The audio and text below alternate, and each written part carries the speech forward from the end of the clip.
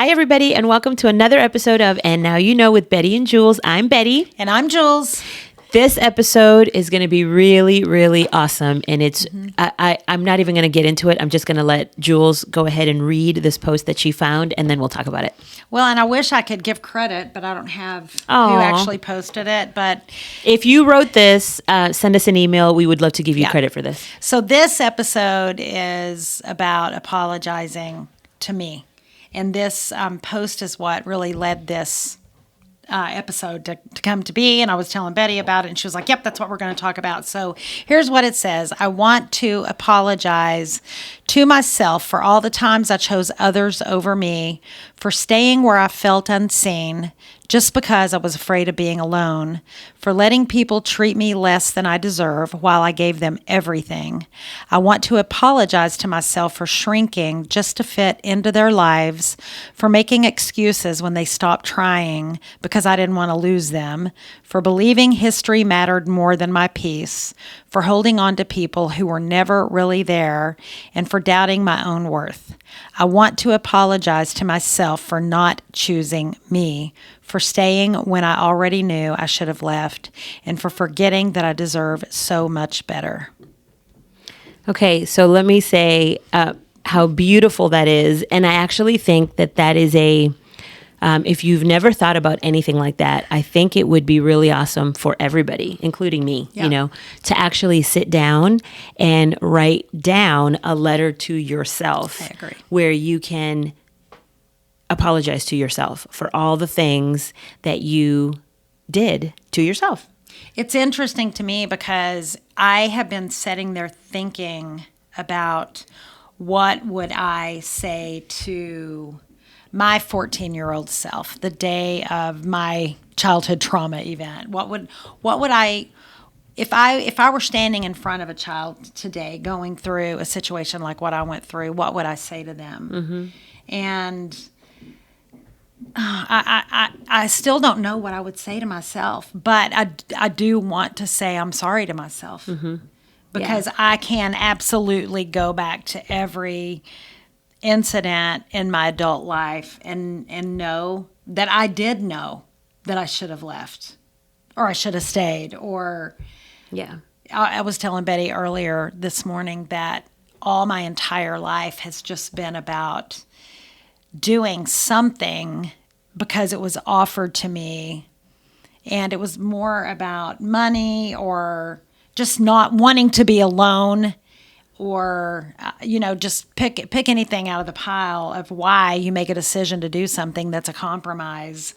And it's hard for me now because I'm in a season of being still, and I'm calling it an identity crisis. Yeah.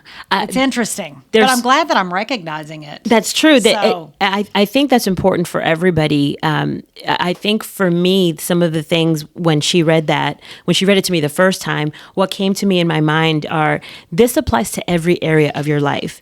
And I know that I am guilty of, staying in a relationship too long, staying at a job too long, or saying yes when I wanted to say no, or thinking that I had to shrink myself in order to fit into whatever was happening in my life.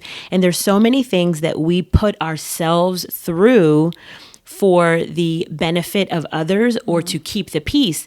And it's so funny, when you actually think about all the things that you have done to yourself, you weren't keeping the peace for yourself. No. You weren't benefiting yourself. You weren't standing up for yourself. And it's funny, my sister, my saying now, and everybody knows, well, maybe not everybody knows, but my saying now is, if it's not a hell yes, if it's not like a absolutely 100% yes, I'm going to say no. And I'm going to say, no, I don't want to. We talked about that before, where we have a friend who is like, no. Oh, yeah. She sings the no. She sings her no. She says it so sweetly. Yeah. And so my sister, she always laughs at me, and she kind of has borrowed my phrase of like, no, because I don't want to. End of story. No more explanation necessary. I just don't want to. You really don't have to explain why, just because somebody thinks it's a good idea doesn't mean you have to think it. And I knew that a long time ago, but I still kept tripping through life because I didn't want to hurt somebody else's feelings. In the meantime, I almost broke my spirit completely down to complete flatlining, and I was dragging my kids Right. behind me. And so the wake of destruction and the repercussions and consequences are, they were so heavily stacked. Until I did make the decision and I got help and I went on my healing journey. But I do want to apologize to myself. Yeah. I give forgiveness very freely to every single person except me. Go ahead. No. Go ahead. Finish that thought. I think I did finish it. So yeah. No. When you said that, it made me think of Snoop Dogg. Okay, so Snoop Dogg has an acceptance speech. That became, super famous. Of course, he's famous already, but it became super famous because the whole thing was about, when you have an award and the first thing you do is, I want to thank X, Y, and Z. You thank all the people in your life. And so he said, I want to thank me.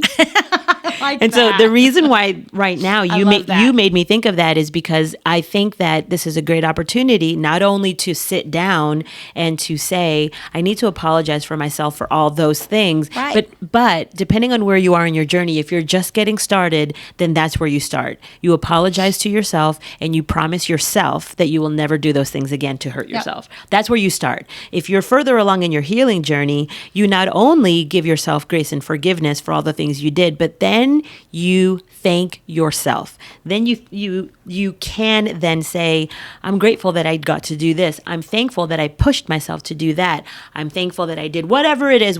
But it's really the acknowledgement of it that I find that is really helpful and a reminder to you to keep moving forward. I agree. And it's funny because I've been saying I'm 61 years old right now.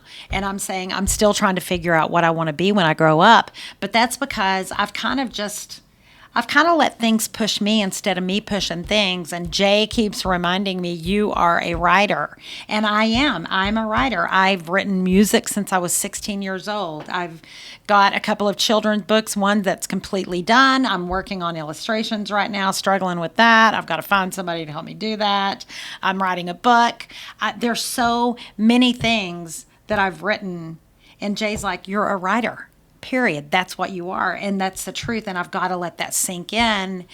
But there's a whole other topic we're going to do about, being hyper independent. Right. And really, it becomes a controlling thing. Yeah. You become a control freak when you're hyper independent. And but I always I was given a mentality of, if you want to get it done and you want it done right, do it yourself. Right. That I was marinated in that. Well, and I think that there are some things that you have to be a self-starter. You have to be driven. You have to hold yourself accountable. But there is a part where that becomes a detriment. Yeah. Because then you don't allow yourself to delegate. Yeah. And delegating that has become a really awesome thing. And I live by that. Mm-hmm. Now in my life. I used to be such a control freak. I used to have to do everything. And I used to say literally to everybody, it's not going to get done the way I want it done. Right. So I need to do it myself. Right. But now, as you get older and as you learn and all the experiences that we've had, you start delegating things. And it's like, you know what? I need this done, but I don't have the time to do it. I don't have the energy to do it. And I just don't want to do it. Right. I just don't want to do it. Pay somebody else to do it. So whether you delegate it to, you hire somebody to do it, to, if it's at work, a staff member, if it's, if it's in your family, if you have some kids can use some chores. You don't have to do everything in the house. Don't. So give them things to do. And it's really good to make them do that because if they are 18, you're going to have a failure to launch situation on your hands. Right. And they're not going to be able to do anything. Right. But what are some things that you would apologize to yourself for, Betty? I would go back to my early 20s. And I would apologize to myself for, now I think that it came from, a good place, I guess. I was a workaholic. I have been a workaholic since I graduated from college. Actually, I got my first job at 14 years old, and I haven't stopped since. And I That's just kept exactly doing more and me. more and more Yep. and more and more. So I think that in my early 20s, this is where I think I made a mistake. In my early 20s, I was in such a rush to become an adult. I was in such a rush to, get this job and buy a house in the suburbs and do this and do that. And everything was so rushed, I feel like, that I didn't get to live. And now, decades later, I mean, we were talking about me traveling to Spain and to Portugal, and I literally just got back from Puerto Rico and California, and I'm about to leave for Mexico and another trip to Austin and another. Like, now I feel like this is what I have done in the last 18 months. I have traveled more in the last 18 months than I have in the past 18 years combined. And I feel like I robbed myself of so many opportunities. It was a hyper independence thing, which we have a whole separate episode about that. But it really was me doing in this, I'm going to force it. I'm going to make it happen. I'm going to grind. I'm going to do. And I was really not allowing myself to experience life. I would apologize for that 100%. I would apologize to myself for thinking, not realizing that there are different words to describe success. And it's not just about how hard you're working, and it's not just about how much money you're making or what kind of car you're driving. Those are such physical things. I mean, we do have to have money because we have to eat and we have to pay our bills and we have to have a house to live in and all that. But there is something about, if you've got something inside of you that is such a passion, that's an assignment from God. And you've got to grab a hold of that, because He doesn't put those things inside of you without giving you the path to make it happen. So I would apologize to myself for not moving to Nashville. I would move to Nashville instead of coming to Dallas, but I let the outside chatter. I was going, and everybody told me I couldn't do it. Inside of me, though, I knew that I could. And they were like, "Well, what are you going to do? I mean, you don't have a job. I had a little boy. I was a single mom, but I got here and I didn't have that much help here. It would have been no difference here or Nashville. Exactly. But I wanted to go and be in some songwriter groups, and I wanted to do backup for, I think Faith Hill sang backup for Tim McGraw, and that's how she got, or they were, I don't know, but that's how people got started back when I was young.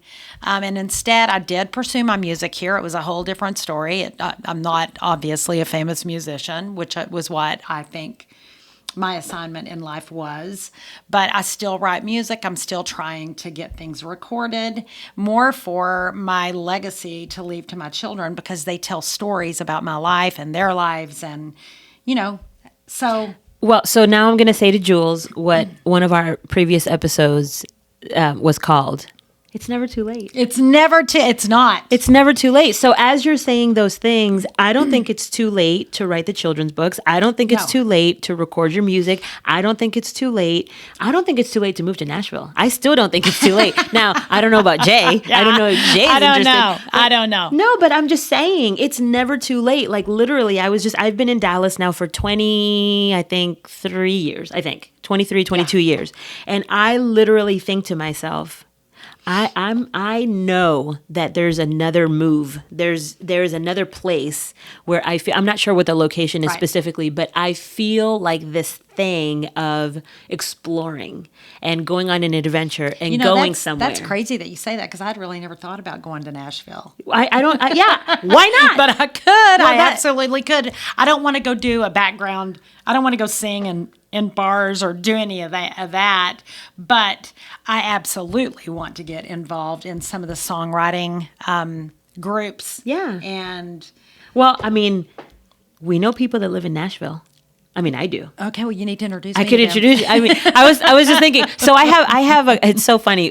My life, my path, my careers. I've been in a couple different industries, and there are so many people from one industry. I just assume that you know them all, and she doesn't because it's a totally different group of people. But I know a lot of people that live in Nashville, Yeah. and I feel like those are just introductions. I always say, you never know what can happen with an introduction. You never know the doors that can be opened. And maybe it's just a matter of having a conversation and meeting somebody and just asking, what does this look like? What does that look like? Who do you know? Who can you introduce me to? Yeah, who could I Just show some of these songs to? That's all I want. I've got probably 200 songs that I've written. I've got maybe 20 that I really like, and I think that with some tweaking with people in the industry, that they could be really great songs. Yeah. Now, do I want to be the recording artist? Probably not. Why not? Anymore. I just don't. I don't have. I think I would like to remain anonymous and be the actual just songwriter because I think they make more money than the actual recording artist. They do. That's true. I've heard that too. I can still go to the grocery store and shop and keep my identity and nobody, not have paparazzi. I don't want that. Now, back in the day, I wanted paparazzi. I wanted the fame. I wanted all of that, and it didn't happen. So I would apologize to that person for not going after that assignment, but my assignment's bigger now. I mean, my story's bigger now, and well, so maybe, as we're talking about apologizing to yourself, which I absolutely, that for me, it really does open your eyes. It does. To looking back through the different chapters of your life and realizing the things that you would go back and change. And since we can't go back and change them, then it's, okay, from here, what can you do differently? Well, and we've got another episode out there called Hindsight. Foresight. Hindsight is not 2020. Foresight is 2020. Yeah. And so you can take those things and know that that's not the direction that you want to go. So that's the other thing that I would apologize to myself for is settling. Those were my biggest mistakes, settling. And marrying Jay has taught me that I settled. Previously. Yeah. Not with Jay. Cleared that up. Not with Jay. No, I didn't settle on you, Jay. There is a substantial difference when you're in the right situation, the right relationship, the right marriage, the right job. Don't settle. Don't go and be I've been a sales rep all my life, and I have decided that I don't really like sales. And that's okay. I just don't want to do it. So it's great that you just said that. And this is something else that you have always said, actually, I think we said this in a previous episode too. When you do decide to make a move forward with whatever it is that you decided on, and you get whatever it is started, and you're in it and you're navigating through it. And if there's a moment where you say, you know what, this isn't what I thought it was going to be, and it's not really lining up exactly how I thought it was going to, it's okay at that moment to say, I think I want to pivot. And you might not even sit there and go, ooh, I think I made a mistake. It may be that you just, every morning that you wake up and you open your eyes, there's just this heavy dread inside of you. Absolutely. That's an indication. That maybe you are not doing the right thing in Yeah, your because life. it should flow. It should feel easy. Now, yes, of course, work is still involved. But there should be this ease to it. There should be, for me, I always feel like when I'm excited about something, it feels like you can do the thing for hours and hours and hours. You lose track of time. You don't want to be anywhere else. You're just so focused and so committed and so doing that. And for me, I feel like the moment you start feeling like the Sunday scaries, or you start feeling like, oh my God, I just cannot deal with another whatever. No. As soon as you start feeling all of that, maybe take a look at what you're doing, why you're doing it. Is it making you happy? Is it bringing you closer to who you want to be and what you want to do? And if it's not, that's a moment right there where you can say, okay, maybe you don't have to apologize to yourself at that moment because you haven't wasted years of your life yet. Right. Maybe at that moment it's like, okay, I recognize this and now it's time to redirect. But if you have been doing something, there are people that have been in careers 10, 20, 30 years and they are miserable and they hate it. Well, that maybe is a moment where you sit down, give yourself some, an opportunity to apologize yourself for making yourself sit in such misery, and then say, but you know what? But I decide to do different. I decide to do better now, and now I know better, and now I'm going to go in a different direction and just pivot. You are not obligated to stay in if it's a crap job that you don't find enjoyment in, you're not obligated to stay in it. Do something else. Right. If you're in a relationship, now I'm going to be very careful when I say this. If you're in a relationship and it's a bad situation, it's really the same thing. However, if you have a partner that you feel like is by your side, and if you're in a bad situation at the moment, but it's temporary, and you guys can get through it together, and you are interested in building a beautiful life together, I say work through that one. Don't ditch that one. But if you're in a relationship where, we have talked about married single moms before. And we have talked about people that are in abusive relationships.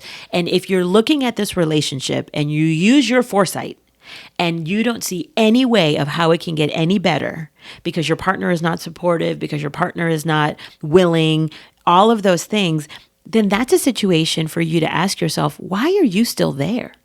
It's true. It's true. I mean, I think it goes back to, we have another episode called You Need to Earn Your Divorce.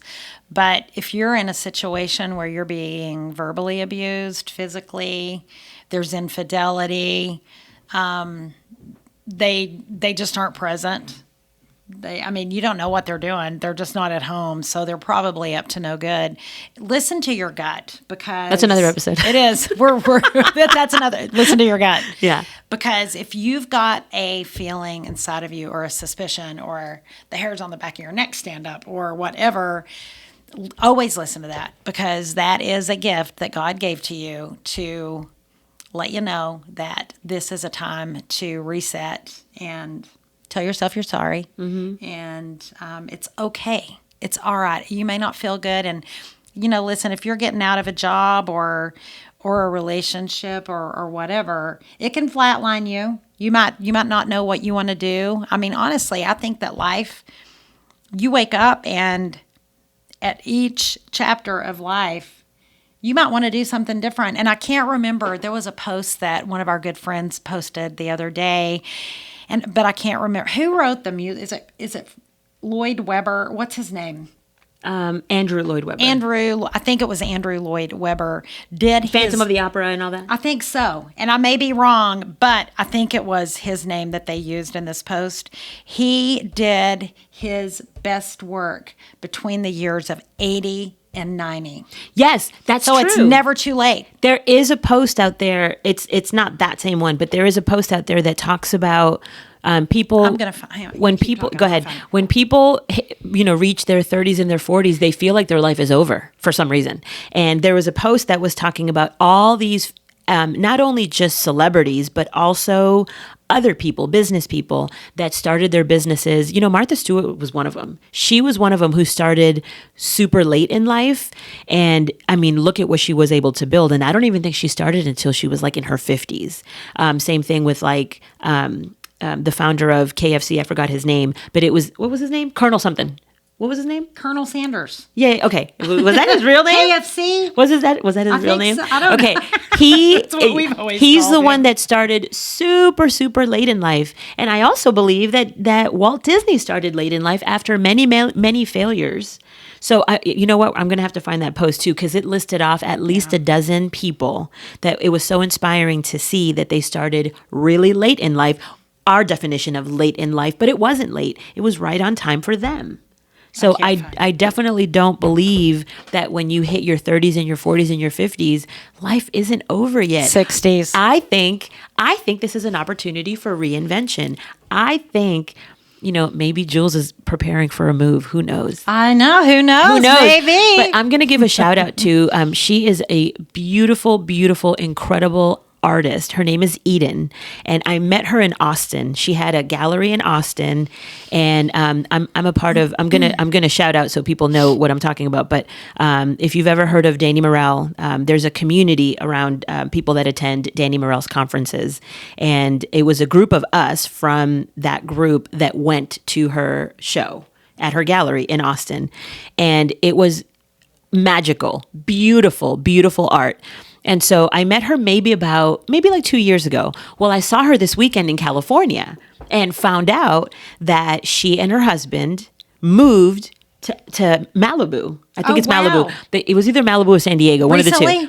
Yeah. They literally up and moved their whole business. And I was like, oh my gosh. I mean, big move. That's big cool. move. And and for her, she said I wasn't planning it and it just happened. I just kind of like the idea came up and she kind of just felt her way through it and really felt called to make the move. And she totally made the move. And it's so funny because at that moment, I was thinking to myself, I have done that. And you did that. Yeah. I moved from Boston to Dallas right after college for a job. You moved from the Panhandle. From the Panhandle. Amarillo. Yeah.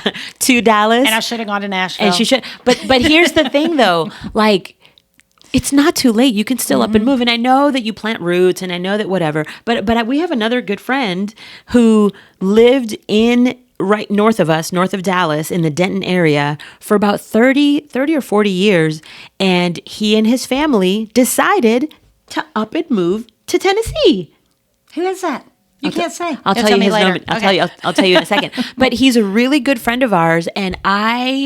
And he just, it was a family decision, but they decided that it was what was best for them. It's like we pretend that when we have done something, that life is over and we're stuck. Permanent. It's permanent. And nothing it's not. The only guarantees in life are death and taxes and change. And I happen to love change. And this is a season, both of us are in a similar season where we are uncertain of the future, but right now it's about sitting in it, just sitting in it with some stillness and not worrying, because I'm not uncertain of God's grace and God's power, though. It's not uncertainty about we're sitting in it in faith. Right. Right. Yeah. Yep. So it's not about uncertainty about faith. It's not that. It's about uncertain of what it looks like exactly as it unfolds. We believe in planting the seeds. Right. And that's also what surrender. we are doing. Right. Surrender and then, releasing and being in the season that you're in. Right. So when you're in this season, this is a season to be still and quiet. And in this season, there may be a nudge to go in a different direction. Right. That might be moving. That might be switching careers. That might be whatever it is for you. And that's another thing that I would apologize to myself for, because I've not given myself to ever sit and give myself the opportunity to think about what it is I would really like to do, Yes. and then give myself time to do it. I've always tried to force the hand, like, Yes. grasp, oh my God, I'm going to drown if I don't do something right now. Well, then that's why it doesn't stick. That's why it doesn't feel good, because it's not the thing. And right? then I get in it and I'm like, I hate this. Yeah. I hate it. Yeah.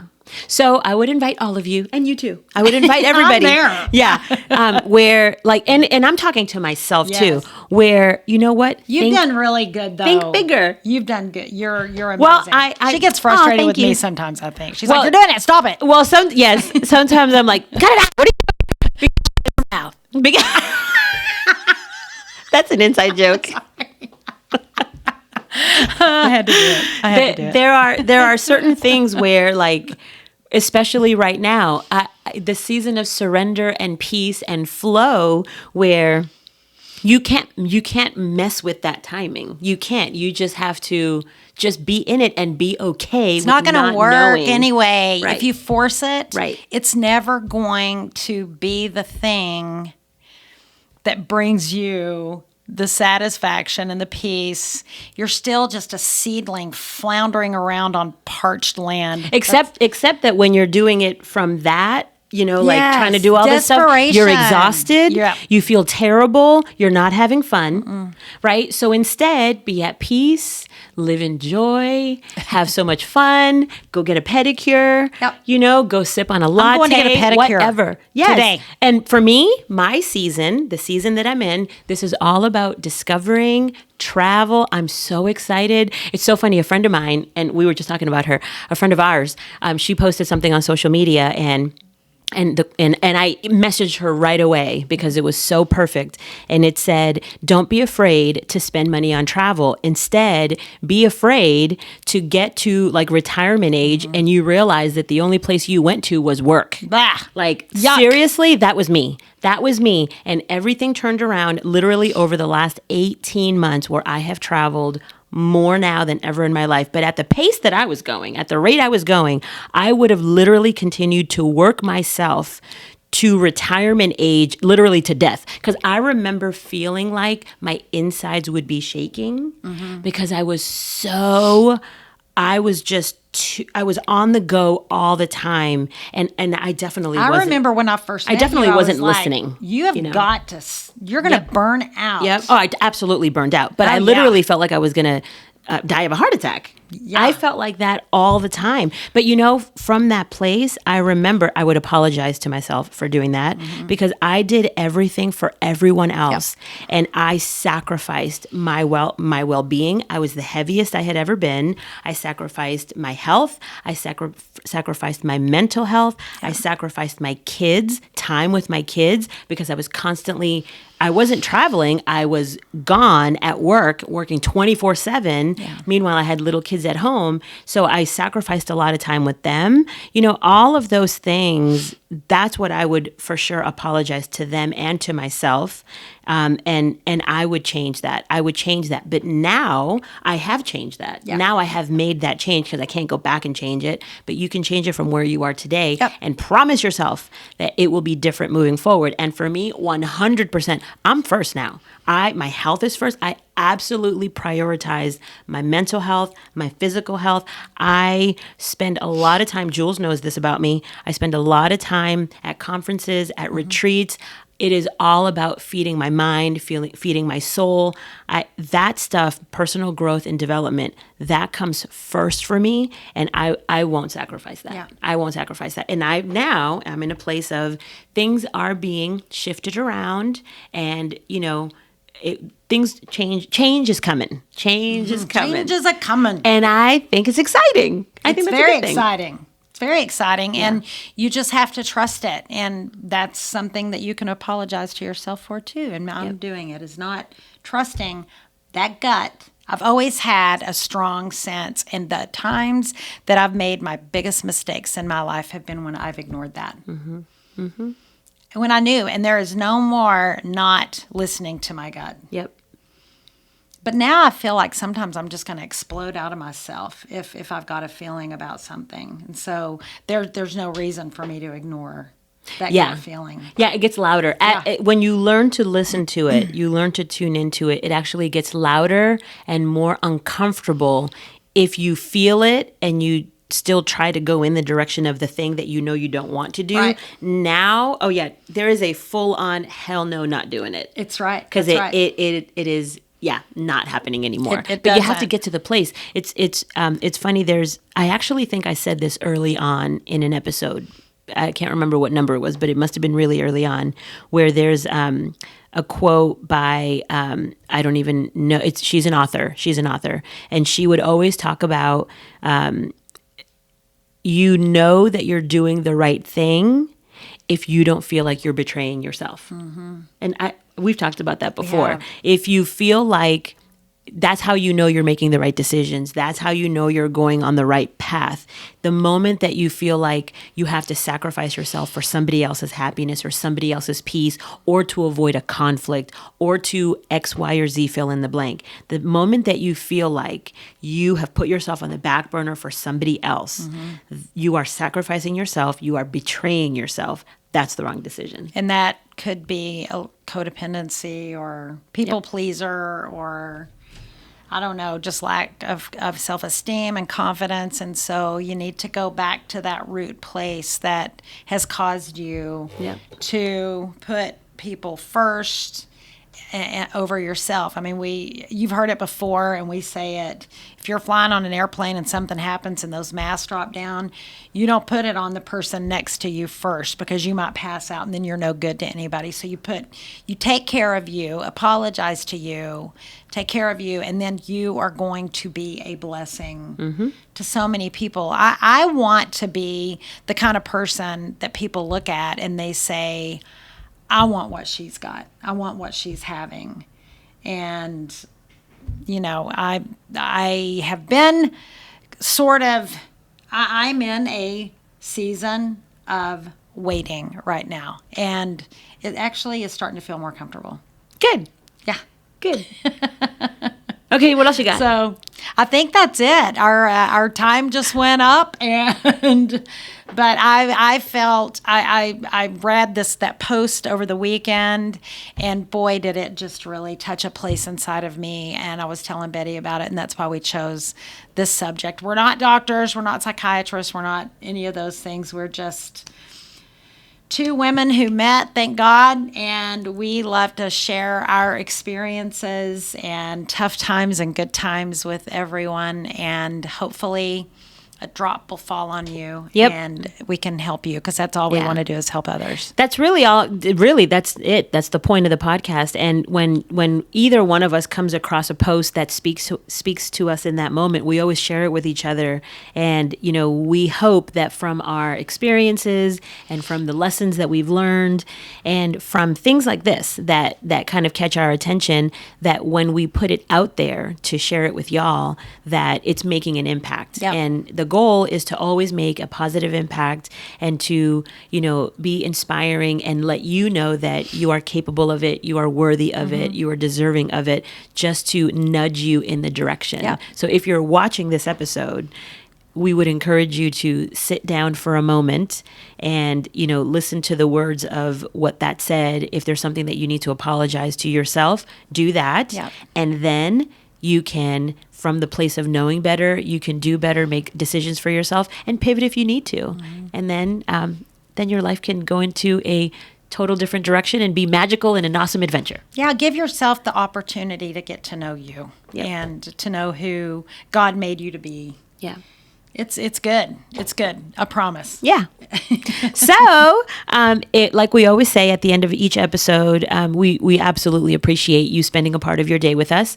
We have a comment section below, and we love to hear from y'all. So if you have any questions, any comments, feedback, if there's something that you want us to talk about, or, put it down there in the comment section, or you can email us directly. Emails are read only by us, and we respond to them. hello@bettyandjulz.com, BETTE and JULZ. And we look forward to seeing you on the next one. Thanks for joining us. Tell everybody about us and get them to subscribe. Yes, that too. Love y'all. Bye. Bye.